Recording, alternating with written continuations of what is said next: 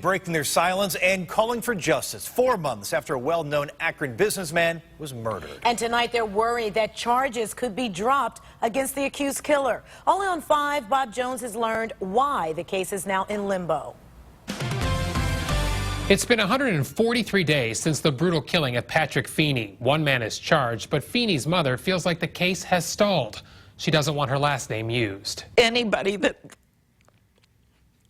loses their child before them, nobody wants to lose a child. On January 5th, a concerned friend found Patrick Feeney dead inside his Exchange Street home, where he also operated a collectibles shop. He was the best person. Someone taped Feeney's hands behind his back and shot him in the head. I went out of my head.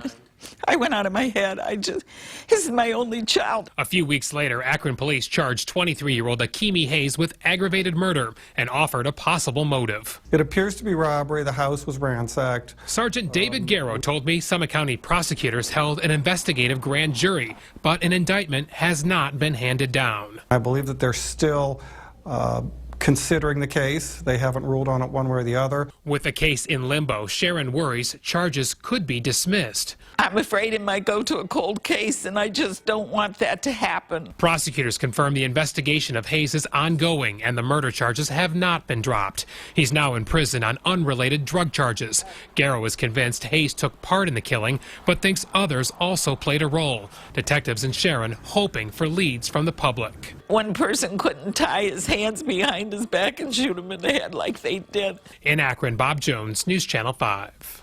And anyone with information on Patrick Feeney's murder should call Summit County Crime Stoppers at 330-434-COPS. You may be eligible for a reward up to $2,000, and we'll have more details for you on our NewsNet 5 app.